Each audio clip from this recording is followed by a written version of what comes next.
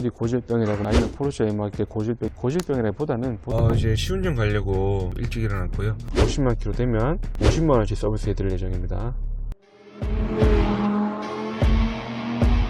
안녕하십니까, 마이스케이크 밀상입니다. 오늘 아우디 Q7 입고되었고요. 주행거리는 45만 킬로 된 차량입니다. 그러니까 냉각수 온도 경고등도 뜨고 냉각수 양도 로우 레벨이라서, 그래서 제가 확인해보니까 냉각수가 지금 하나도 없더라고요. 오일필터 하우징, 메인 서머스택 그 부분에서 냉각수 누수가 되어서 냉각수가 하나도 없는 상태로 운행을 좀 하셨고요. 다행히도 경고등이 뜨고 바로 입고를 하셨습니다. 냉각수 없는 상태로 계속 운행을 하셨으면 아마도 뭐 헤드가 변형됐거나 뭐 그렇게 좀 다른 2차적인 데미지가 갔을 건데, 다행히도 더 이상 많이 운행을 하지 않으시고 빨리 저희한테 입고를 하셨기 때문에 저희가 그 헤드 변형은 안 된 것 같아요. 그래서 괜찮은 것 같고, 메인 서머스택만 교환할지 안 그래도, 아니면 지금 주행거리가 45만 킬로다 보니까 아우디 센터 정비력을 확인해 보니까 10만 킬로 때 냉각수 커도 밸브 작업을 하셨고요. 냉각수 커도 밸브 쪽에서 많이 새지는 않는데 다른 영상에서도 많이 보면 보셨을 겁니다. 포르쉐 카이엔, 투아렉, Q7 뭐 전부 다 같은 플랫폼이고, 뭐 A6, A7 디젤 전부 다 같은 걸 쓰다 보니까 요 엔진에서 만약에 냉각수 새는 작업도 막 아우디 고질병이라고 막 이렇게 막 올라왔던, 아니면 포르쉐 막 이렇게 고질병이라고 하는 뭐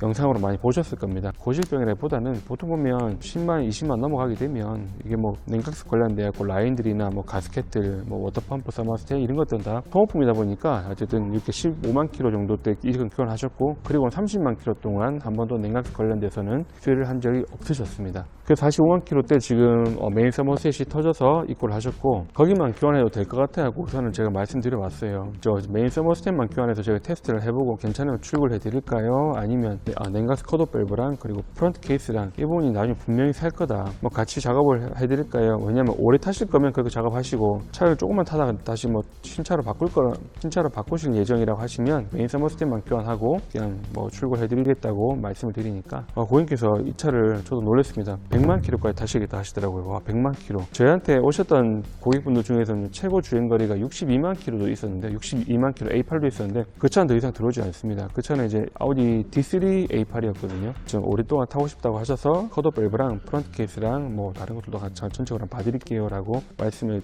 드렸습니다. 그래서 작업은 이미 다 끝났고요. 그리고 나서 제가 시운전을 해보니까 DPF 경고등이 자꾸 뜨더라고요. 그래서 저 냉각수, 제가 말씀드렸던 것처럼 DPF가 강제 재생이 되지 않거나 자꾸 경고등이 떴을 때는 냉각수 온도를 체크를 먼저 해볼 필요가 있고, DPF 차압도 체크를 해봐야 됩니다.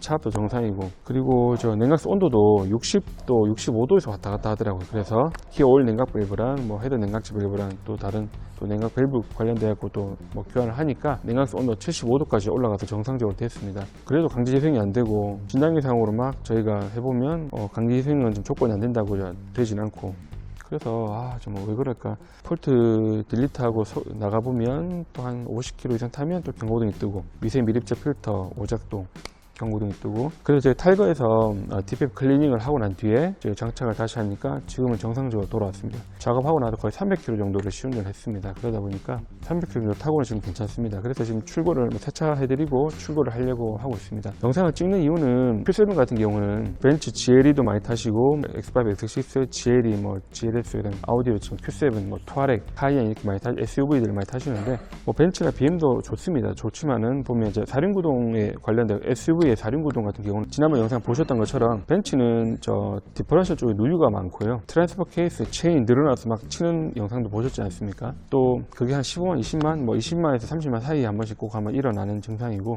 BMW 같은 경우는 X드라이브 항상 10만에서 20만 사이에 꼭 한 번은 고장이 나는 거죠. 트랜스퍼 케이스, 다판 클러치 항상 고장 나고 10만 킬로마다. TC에서 보면 앞으로 디퍼런셜로 가는 샤프트, 그게 축도 잘 부러지고, 지금 이 차량 같은 경우도 45만 킬로 동안 보면 미션 수리가 한 번도 없었고, 뭐 사륜구동 관련돼갖고 한 번도 수리를 해본 적이 없습니다. 아우디 센터 근무하면서도 뭐 디퍼런셜이나 Q7 같은 경우는 뭐 미션이나 뭐 사륜구동 관련돼서 뭐 부품들, 그런 시스템들 관련돼서는 한 번도 수리를 해본 적이 없습니다. 뭐 보증으로 교환해 본 적도 없고, 그거는 뭐 저희 딜러뿐만 아니고 다른 전부 다 전국적인 아우디 딜러에서도, 전 세계적인 아우디 딜러에서도 사륜구동에서는 거의 수리를 하거나 교환하거나 한 적은 사실 없습니다. 왜냐하면 내구성이 굉장히 좋거든요. 이 아우디 Q7 구형 같은 경우는 i18단이 장착되어 있고요. 제 옛날에 그 구형 구형의 제 완전 초창기 Q7은 i10 6단.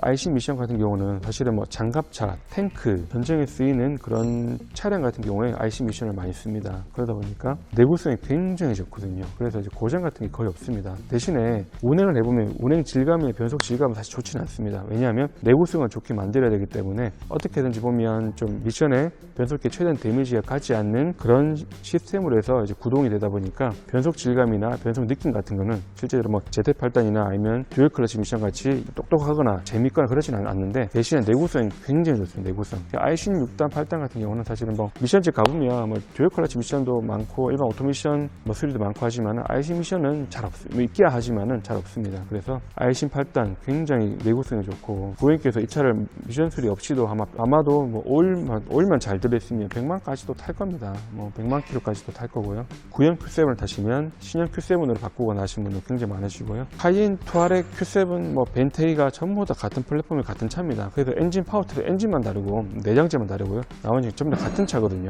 그래서 아마도 이 차가 50만 킬로 정도에 오시면 제가 이 차를 50만 원어치의 서비스를 해드리려고 하고 있거든요. 엔진 오일 교환, 오일 필터 교환, 뭐 미션 오일 교환 이렇게 50만 킬로 오시면 50만 원어치 서비스를 해드릴 예정입니다. 자, 여기에 Q7 저번에 50만 킬로 엔진이랑 동일한 엔진입니다. CDUD 엔진, 코드명은 조금씩은 다르긴 한데 내나 똑같은 저번에 50만 킬로의 CDUD 엔진이 같은 겁니다. CDUD 엔진, 저번에 A6 엔진은 같은 거죠. 근데 50만 되다 보니까 다시 50만 킬로 다 돼가다 보니까 터보에 보면 이쪽에 터보 상태가 좀 좋지는 않아 보입니다. 다음번에 터보로 아마 10만, 20만 킬로 안에 터보가 고장나지 않을까 의심이 좀 이렇게 걱정되긴 하고요. 근데 터보도 이제 애프터마켓 신품이 잘 나오다 보니까 그것으로 교환을 할 예정이고 터보 제발 좀 재생으로 쓰지 마십시오. 재생 터보 정말 안 좋습니다. 터보 나중에 교환해야 될 수 있습니다. 이젤쿨러도 교환 안 했습니다. 그리고 또 저번에 이거 교환했던 거 똑같이 이게 폴트가 있어서 얘도 교환했고요. 베이스 머스텍 교환했고 앞부분을 이제 프론트 케이스로 하는데 이 앞부분 전부 다 커버를 드러내고 전부 다 교환을 했고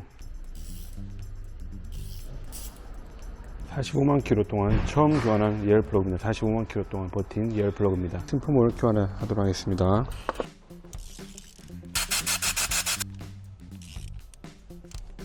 브레이크 오일도 서비스로 진행하고 있습니다. 지금은 이제 3시 52분이고요. 3시 52분. 이제 시운전 가려고 일찍 일어났고요. Q7 이 차량 같은 경우도 45만 킬로 저희한테 10년 동안 오신 분이고요. 제가 아우디 근무할 때부터 오셨던 분입니다. 45만 킬로까지 왔죠.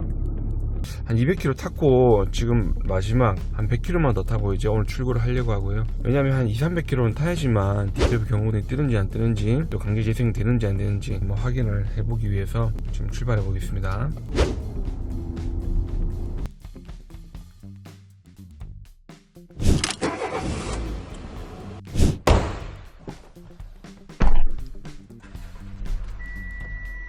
전구 경고등은 고객님께서 안개등을 LED로 바꾸셔서 이렇게 경고등이 뜨는 겁니다. 이게 i10 8단입니다. Q7에 장착된 i10 8단 미션입니다. 원래 제 땅에 놓고 촬영하는 거 별로 좋아하진 않는데 이걸 지금 테이블에 올리려고 하니까 테이블이 지금 꽉 찼습니다. Q7, 투아렉, 카이엔을 꼽히는 미션입니다. 근데 구형들입니다. 구형들. 우리가 말하는 탱크 미션이죠. 전차 뭐 이런 데 쓰이는 i10 미션들이 많이 들어간다 하더라고요. 그리고 여기 보면 프론트 케이스를 왜 교환하냐면요. Q7, A6, A7, A8의 디젤에 장착된 엔진인데요. 이게 보면 프론트 케이스랑 여기 보면 이쪽에 연결되어 있는 여기 사이에 플라스틱 여기 보면 이 사이로 해서 물이 많이 샙니다. 여기 부분에서 냉각수가 많이 새는 경우가 많습니다.